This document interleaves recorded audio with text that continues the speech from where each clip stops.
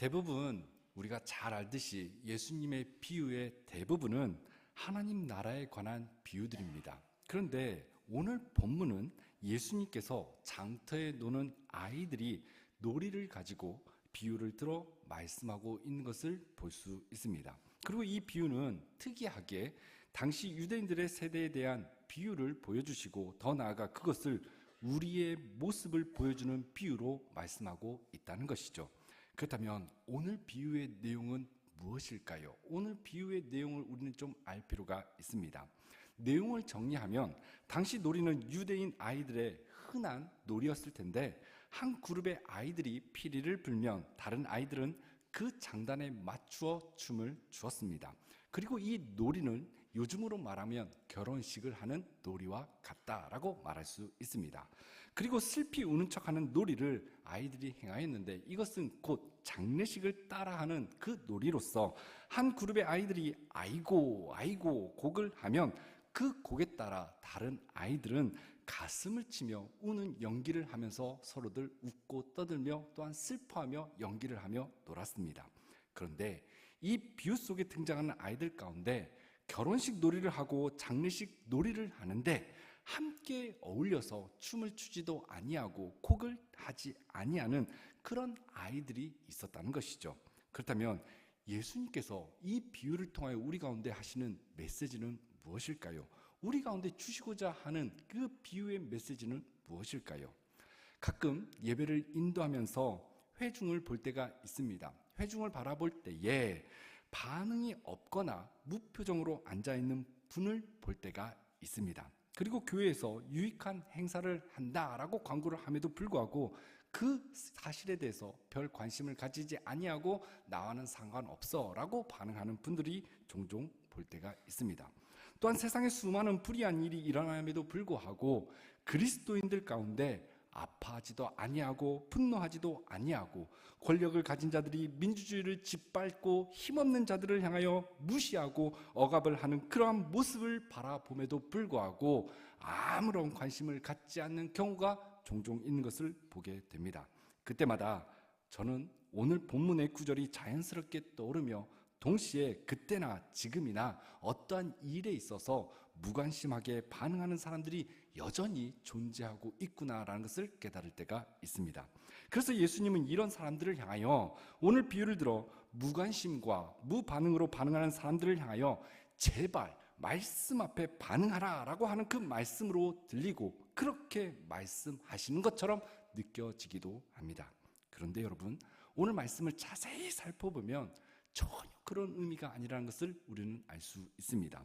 사실 성경은 수도 없이 말씀에 반응하지 않는 목이 곧은 백성들에게 경고의 메시지를 기록하고 있으며 동일하게 오늘 본문도 그렇게 해석해도 크게 틀리지 않은 것처럼 느껴질 때도 있습니다. 사실 그렇게 크게 틀리다라고 지적할 수도 없습니다. 하지만 앞뒤 문맥을 자세히 살펴보면 편견 없이 읽다 보면 오늘 본문 가운데 숨은 의도가 담겨져 있구나, 숨은 의도가 있구나라는 것을 발견할 수 있습니다. 그렇다면 여러분, 오늘 말씀에 숨겨진 그 의도를 우리는 알아야 하지 않겠습니까? 숨겨진 의도가 무엇인가 우리는 알 필요가 있습니다. 먼저 이 비유의 말씀을 보통 피리 부는 아이들은 예수님을 가리키는 것이며 애곡하는 아이들은 세례 요한을 의미한다라고 말을 합니다. 그래서 많은 사람들은 세례 요한이 회개하라 라고 외쳐도 반응하지 않고 예수님이 이 땅 가운데 오셔서 복음을 전하였음에도 불구하고 기뻐하지 아니하며 무반응으로 반응하는 사람들을 보면서 예수님께서 꼭 이 세대가 피리를 불어도 춤추지 않고 곡을 해도 가슴을 치지 아니하는 자들과 같다라고 하면서 비유를 들어 설명하는 것처럼 느껴질 때가 있습니다. 그런데 오늘 말씀을 보면 앞서 언급한 것처럼 숨겨져 있는 비밀이 있다고 말씀을 드렸습니다. 그리고 그 비밀을 우리는 알아야 이 비유를 통해 우리 가운데 하나님이 하시고자 하는 바가 무엇인지 우리는 알 수 있습니다. 그렇다면 어떻게 하면 알 수 있을까요? 31절과 32절에 나오는 바로 이 세대의 사람이 의미하는 바가 무엇이며 누구를 가리키는 것이며 그것을 우리는 정확하게 알 때에 이 본문을 통하여 하나님께서 우리 가운데 하시는 바가 무엇인지 숨은 의도를 발견할 수 있습니다. 우리 한번 31절과 32절의 말씀을 한번 읽어보았으면 좋겠습니다. 다 함께 읽겠습니다. 시작. 또 이르시되 이 세대의 사람을 무엇으로 비유할까? 무엇과 같은가? 비유하건대 아이들이 장터에 앉아 서로 불러 이르되 우리가 너희를 향하여 피리를 불어도 너희가 춤추지 않고 우리가 곡하여도 너희가 울지 아니하였다 함과 같도다. 아멘. 오늘 본문에 보면 31절에 이 세대의 사람이라는 단어가 등장하고 있는 것을 볼 수 있습니다. 31절에 등장하고 있는 이 세대의 사람, 이 부분에 대한 키워드를 우리는 정확하게 해석해 낼 줄 알아야 합니다. 피리를 불어도 춤추지 않고 곡을 하여도 울지 아니하는 아이들을 의미하는 것인가? 우리는 보통 그렇게 해석하고 그렇게 이해하고 그렇게 설교하는 경우가 종종 있습니다. 그런데 여러분, 정확하게 살펴보면 그런 의미가 아닙니다. 이 세대의 사람들은 다른 애들을 불러놓고 결혼식, 놀이 또한 장례식 놀이를 하는데 그 아이들이 장단에 맞추어서 춤을 추지 아니하고 정해진 틀 안에서 울지 아니하자 바로 그들을 향하여 너희들은 왜 울지 않는 거야? 너희들은 왜 우리가 정해놓은 그 룰에 따라 춤추지 아니하는 거야? 왜 너희들은 우리가 짜놓은 그 판에서 신나게 재밌게 놀지 않는 거야? 라고 하는 그러한 자들이 바로 이 세대의 사람들이다라는 것을 오늘 본문을 통하여 우리는 알 수 있습니다.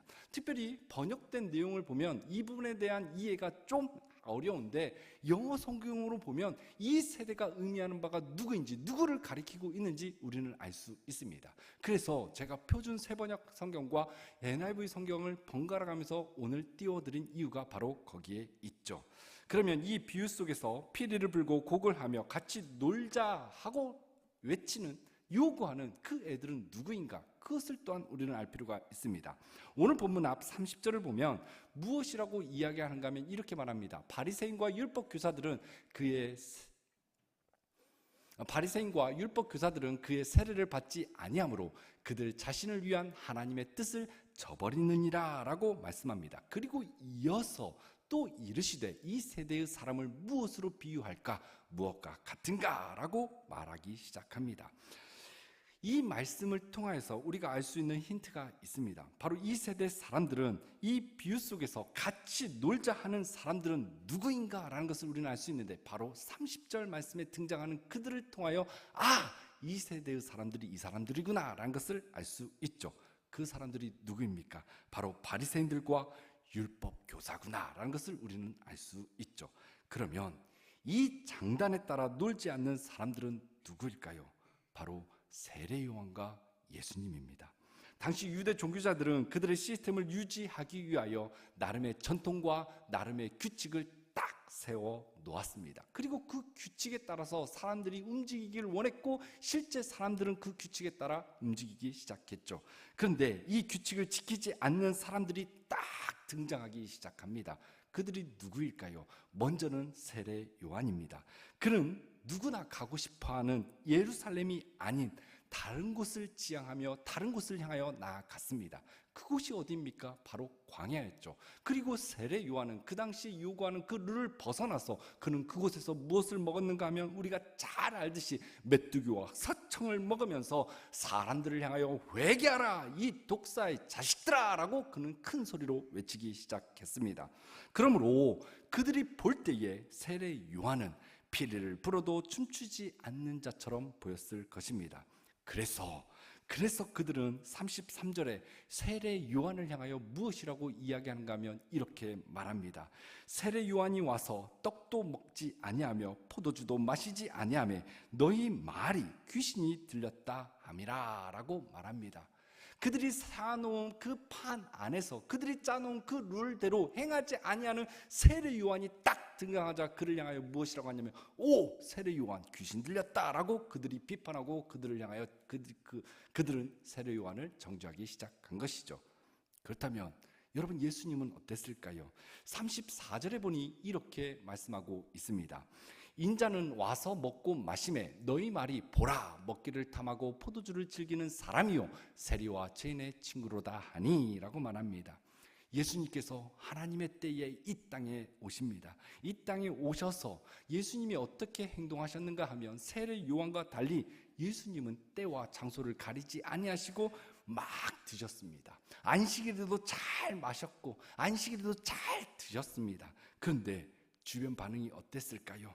예수님께서 때와 장소를 가리지 아니하고 잘 먹고 잘 마셨음에도 불구하고, 즉 그들의 방식인 룰을 잘 따르지 아니하였음에도 불구하고 예수님의 인기가 상승하는 것입니다. 그리고 예수님의 인기가 상승하자 수많은 무리들이 예수님을 따르기 시작한 것이죠. 그 모습을 그들은 바라보기 시작했습니다. 그러면서 그들은 예수님을 향하여 이야기합니다. 당신은 왜 율법을 따르지 않는 것입니까? 왜 율법을 지키지 않는 것입니까? 왜 금식하지 않습니까? 왜 안식일을 지키지 아니하고 왜 다른 방식대로 행동하고 나아가고 있습니까? 라고 따지기 시작한 것이죠. 따라서 오늘 본문 말씀은 어떤 말씀을 전해도 반응하지 아니하는 세대들을 향하여 책망하는 말씀이라기보다는 당시 유대 사회를 지배하고 있는 규범과 질서를 따르지 아니하는 요한과 예수님을 향하여 너희도 우리와 같이 살라라고 강요하는 그들의 요구대로 따르지 않을 경우 비난과 비방과 폭력을 아끼지 아니하는 그 시대 종교 지도자들의 이중성과 어리석음을 폭로하는 말씀이구나라는 것을 우리는 알 수 있습니다. 그렇다면 여러분, 오늘날 이 시대는 어떻습니까? 오늘날 이 시대도요, 여전히 피리를 불면 장단에 맞춰 춤을 추라고, 곡을 하면 울라고 요구를 합니다. 그리고 많은 사람들은 이 룰을 따라 삶을 살아가는 것이 맞아 하면서 그렇게 믿고 그 룰대로 삶을 살아가려고 노력을 합니다. 그리고 그 룰을 따르지 아니하면 어떻게 합니까? 그 룰을 따르지 아니하는 사람들은 불행한 사람이다라고 이야기합니다. 더 나아가 사회 질서를 위협하는 사람이다라고 여기며 그들을 정죄하는 경우가 얼마나 많은지 모릅니다. 그리고 이 영향을 받은 많은 부모님들과 어른 세대들은 자녀들과 젊은 세대들을 향하여 자기들의 틀에 맞춰 삶을 살아갈 때에 너희들은 안정된 삶을 살 수 있어, 그때 너희들은 행복할 수 있어, 그때 너희들은 성공할 수 있어 라고 강요합니다. 그래서 본인의 자녀가요, 그 룰에서 딱 벗어나면, 즉 다른 아이들보다 성장 속도라도 늦으면 불안해하기 시작합니다.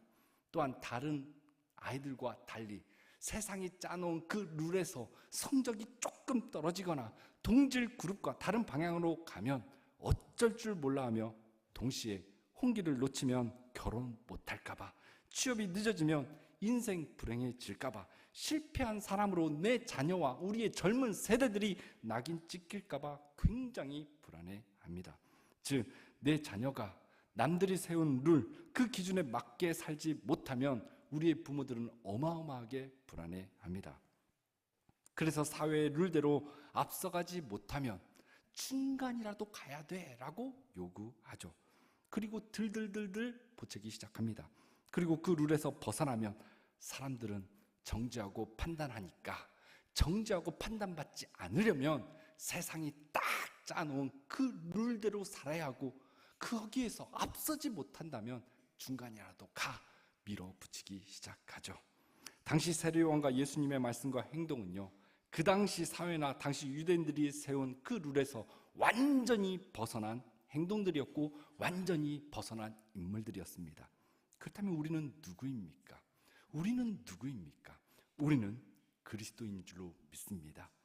우리는 예수님을 따르는 하나님의 백성인 줄로 믿습니다. 그렇다면 예수님의 뒤를 따르는 자들이기에 오늘날 모든 규범과 모든 법을 지키지 말라라고 하는 요구일까요? 저도 그렇게 요구하는 것일까요? 결코 그렇지 않습니다. 오늘 메시지는요, 어떤 의미를 담고 있는가 하면, 마치 누구나 다 그렇게 살아야 한다라고 하는 그 룰, 마치 그렇게 살아야 안정되며 룰대로 살아야 행복하며 그 룰과 그 틀 안에서 행동해야 성공한다라고 믿게 만드는 그 룰이 과연 우리를 향한 하나님의 뜻과 맞는지, 그것을 우리는 날마다 의심하며 살아야 한다라는 것을 오늘 본문을 통해 우리 가운데 가르쳐주고 있다는 것을 우리는 알아야 합니다. 그리고 동시에 세상이 정해놓은 그 룰을 내가 넘어서는 것이 맞는가? 그렇지 못해서 두려워하고 있지는 않은지, 혹 내 자녀들이 그 룰을 넘길까봐 불안해하고 조바심 내고 있지는 않은가?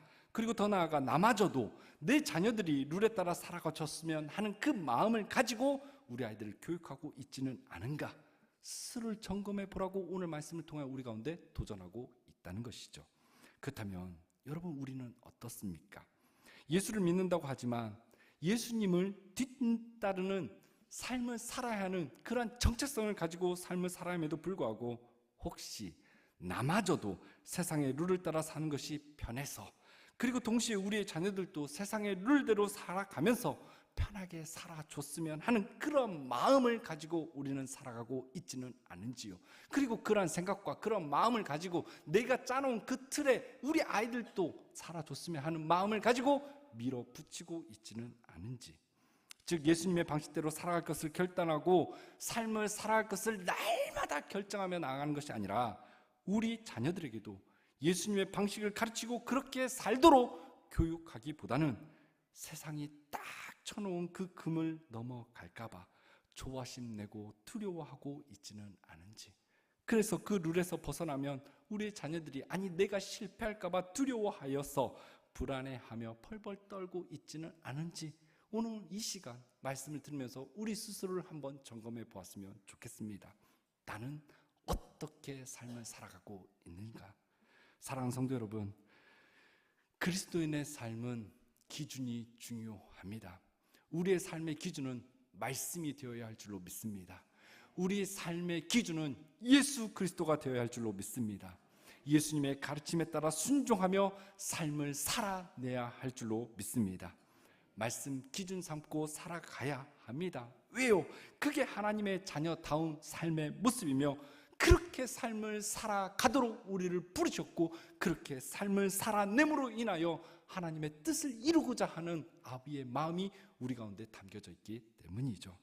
예수님은 당시의 룰, 그들이 짜놓은 판에 얽매이지 아니하시고 완전히 자유하셨습니다. 더 나아가 우리를 완전하게 자유케 하기 위하여 이 땅에 오셨고 우리를 부르셨고 우리를 자녀 삼아 주셨습니다.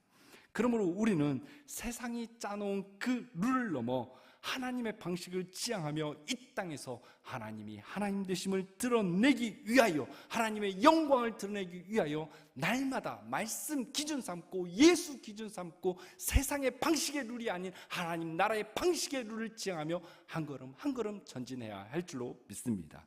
따라서 우리는요, 세상의 요구, 잘못된 요구를 거부하고 세상이 짜놓은 룰을 넘어 하나님의 룰대로 삶을 살아갈 것을 지향하며 날마다 살아가기로 결정해야 할 줄로 믿습니다. 그런데 여러분, 방금도 아멘 했음에도 불구하고 현실은 어떻습니까? 세상이 짜놓은 방식대로 삶을 살아야 한다, 여기저기에서 그렇게 살아야 안전하다라고 속삭이기 시작합니다. 그 소리가 너무 크게 들립니다. 세상이 짜놓은 방식대로 타협 좀 해야 먹고 살만해 라는 소리가 계속적으로 우리 가운데 울려 퍼집니다. 세상 방식대로 속이며 때로는 군림하며 살아야 너의 권위가 인정받을 수 있고 그 위치에서 그렇게 해야 사람을 다스릴 수 있고 그 조직을 이끌 수 있고 성공했다라고 인정받을 수 있어 라고 사람들은 이야기합니다. 그리고 그렇게 살아보니 그런 것만 같습니다. 그런데 그 외침, 그 속삭임, 그 룰을 벗어 살아나가는 것이 결코 쉽지 않다는 것을 우리는 너무나 잘 알고 있습니다. 그렇다면 어떻게 해야 할까요? 쉽지 않으니까 포기할까요? 어느 정도 타협하면서 삶을 살아가야 할까요? 어느 정도 발도 한쪽 담그고 한쪽은 예수님께 담그고 이중적인 삶을 살아야 할까요? 성경은 그렇게 말하고 있지 않습니다. 우리는 분명히 해야 합니다. 분명해야 합니다. 우리가 하나님의 방식을 쫓아 삶을 살아가기 위해서는 우리는 분명한 태도를 취해야 합니다. 그런데 그것이 쉽지 않다는 것이죠. 어떻게 하면 가능할까? 여러 방식이 있겠지만 한 가지를 말씀드린다면 우리는 떠나야 합니다. 그리고 동시에 따라야 합니다. 즉, 이 세상이 짜놓은 룰에서 우리는 떠나기로 날마다 결정해야 하며, 동시에 예수께서 걸어가신 하나님 나라의 룰을 따라 살아갈 것을 날마다 결정해야 합니다. 그때 역사가 나타나는 것이죠. 어떤 역사가 나타날까? 우리가 예수를 믿는 자로서 하나님의 룰을 따라 살면 어떻게 될까? 그리고 더 나아가 룰대로 살아가기를 원하시는 그 이유가 무엇인가? 우리가 정확하게 알 때 우리는 세상의 방식의 룰을 따르지 아니하고 하나님 나라의 룰의 방식을 따라 살아갈 수 있는 힘과 능력을 얻을 수 있는 것이죠. 성경은 그 부분에 대해서 정확하게 답을 제시해주고 있습니다. 이것 때문에 얼마나 희망이 되고 소망이 되는지 모릅니다. 그렇다면 그 해답이 무엇일까? 오늘 본문 35절은 이렇게 말씀하고 있습니다. 우리 다 함께 한 목소리로 읽어보았으면 좋겠습니다. 다 함께 읽겠습니다. 지혜는 다시 한번 읽어보겠습니다. 시작. 지혜는 자기의 모든 자녀로 인하여 옳다함을 얻느니라. 아멘. 여기서 말하는 지혜는 무엇일까요? 여러분, 이 지혜는 무엇이라고 여러분 생각하십니까? 찾아보니까요, 지혜의 의미는 바로 하나님 자신을 가리키는 의미를 담고 있으며, 더 나아가 하나님의 계획, 하나님의 목적을 의미하는 단어다라는 것을 알 수 있었습니다. 그러므로 이 말씀은 이 세대가 요구하는 세상의 질서와 세상의 룰을 따르지 아니하고 하나님의 계획, 하나님의 룰을 따라 사는 자들로 인하여 바로 지혜가, 하나님의 계획이, 하나님의 방식이 맞다, 옳다 여김을 받게 될 것이다 라는 것을 가르쳐주고 있는 말씀입니다. 그렇다면 우리는 어떤 룰, 그 룰에 맞춰 삶을 살아가고 있는지 점검해 볼 필요가 있습니다. 여러분은 지난 한 주간 어느 장단에 맞춰 삶을 사셨습니까? 어떤 룰에 맞춰 삶을 살아오셨습니까? 저는 바라기는 우리 성도님들이 하나님을 믿는 그 믿음으로 말미암아 세상을 따르는, 세상이 요구하는 그 룰을 당당하게 거절하고 세상의 룰을 뛰어넘어 하나님의 룰을 따라 삶을 살아갈 것을 날마다 결정하며 그 가운데 승리하는 놀라운 역사가 우리 성도님들 가운데 있기를 주님의 이름으로 축원드립니다. 그때에 우리 성도님들이 하나님 나라의 룰을 쫓아 삶을 살아갈 때 어떤 일이 벌어진다고 말합니까? 35절에 나오는 것처럼 하나님이 옳습니다. 하나님의 방식대로 삶을 살아갔더니 하나님이 옳았습니다. 이것이 세상 가운데 증명이 된다라고 말씀하고 있는 것이죠. 그때 하나님이 하나님 되심으로 인하여 하나님의 영광이 드러나게 된다라고 말씀하고 있는 것이죠. 사랑하는 성도 여러분, 우리는 영광교회 성도인 줄로 믿습니다. 영광교회 성도님이라면 하나님의 영광을 드러내는 복된 인생 살아야 할 줄로 믿습니다. 여러분, 제가 섬겼던 교회들이 참 많습니다. 그런데 이름대로 되는 것 같습니다. 이름대로. 또한 친구들도 농담 삼아 이런 이야기 하는 것 같습니다. 사랑의 교회, 그냥 이름만 얘기한 겁니다. 그런데 사랑이 없어 막 이렇게 이야기하는 경우가 있습니다. 저는 바라기는 정말 우리 교회가 영광교회처럼 우리 성도님들이 삶을 살아가는 가운데 하나님의 영광이 여러분의 삶 속에서 드러나기를 주님의 이름으로 축원드립니다. 그러한 삶을 살아갈 수 있는 방법이 무엇인가? 오늘 말씀을 통해 우리 가운데 가르쳐주고 있는 것이죠.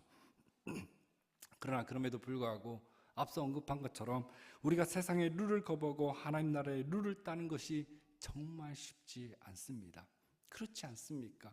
치열한 삶의 현장 가운데서 나름 하나님의 말씀 붙잡고 하나님 나라의 룰을 쫓아 삶을 살아가려고 함에도 불구하고 우리는 넘어질 때가 얼마나 많은지 모릅니다. 정말 상해 속상할 때가 얼마나 많은지 모릅니다. 목사인 저도 그렇습니다. 여러분들도 그렇잖아요. 그렇다면 우리가 포기해야 할까요? 결코 그럴 수 없습니다. 하나님께서 우리를 통하여 약속대로 그 약속을 이루시기 위하여 끊임없이 우리를 향하여 지지하시고 우리를 향하여 불꽃 같은 눈동자로 바라보시며 당신의 의로우신 팔로 우리를 붙드셔서 마침내 하나님의 뜻을 이루어내시는 분인 줄로 믿습니다. 그렇게 하기 위해서 하나님께서 어떻게 일하시는가? 오늘 말씀을 통해 우리 가운데 가르쳐주고 있는데요, 하나님께서는 우리 가운데 그 일을 완수할 수 있도록 역사하십니다. 어떤 분이요? 성령 하나님이요. 왜냐하면 성령께서는 우리에게 하시는 일이 이 세상의 질서와 룰 속에 갇혀있는 이들을 꺼내는데 열심과 열정을 다해 일하시는 분이기 때문입니다. 즉 성령께서는 우리가 새로운 삶, 세상의 방식이 아닌 하나님의 방식대로 삶을 살아갈 수 있도록 지지하고 응원하고 격려하고 힘주시는 분이기 때문이죠. 그러므로 저는 날마다 우리 성도님들이 내 힘과 내 의지와 내 노력, 내 방식을 고수하며 삶을 살아가는 것이 아니라 세상의 방식에 기기웃거리며 삶을 살아가는 것이 아니라 세상 방식대로 삶을 살아가지 못해서 불안해하는 것이 아니라 날마다 성령 하나님을 의지함으로 말미암아 담대하게 세상의 금을 넘어 세상의 룰을 뛰어넘어 하나님의 나라 방식대로 삶을 살아가는 복된 우리 성도님 되시기를 주님의 이름으로 축원드립니다. 그리고 바라옵기는 하나님의 방식에 따라 삶을 살아감으로 인하여 세상 방식대로 삶을 살아가며 불안해하고 힘들어하는 그 영혼들에게 도전을 주고 그들을 살리는 길로 안내하는 빛과 소금으로서 영향력을 드러내는 복된 우리 성도님 되시기를 주님의 이름으로 축원드립니다. 이제 말씀을 마치려고 합니다. 우리 성도님들은 어느 장단에 맞추어서 하루하루 삶을 살아가고 계십니까? 어느 장단에 맞춰 자녀들을 가르치며 돌보고 살아가고 계십니까? 혹 세상의 틀에 맞추지 못해서 세상의 룰의 방식에 맞춰 삶을 살아가지 못해서 우리의 자녀들이 세상의 룰에 맞춰 삶을 살아가지 못함으로 인하여 혹시 불안해하며 삶을 살아가고 있지는 않습니까? 오늘 말씀을 통하여 하나님께서 우리를 부르신 목적이 무엇인지 정확하게 말씀해 주고 있습니다. 저는 부디 우리 사랑하는 성도님들께서 오늘 말씀을 듣고 하나님을 믿는 그 믿음을 날마다 사용함으로 인하여 세상이 짜놓은 그 룰을 따르는 것을 담대하게 거부할 줄 아는 복된 은혜가 있기를 간절히 소망합니다. 그리고 동시에 하나님을 믿는 믿음으로 하나님 나라의 룰을 따라 이 땅에서 하루하루 삶을 살아감으로 인하여서 하나님이 옳습니다, 하나님의 방식이 맞았습니다 라는 것을 삶 속에서 증명해냄으로 인하여 하나님께 인정받는, 하나님께 고맙다, 잘했다 인정받는 복된 역사가 사랑 우리 성도님들 가운데 있기를 주님의 이름으로 축원드립니다.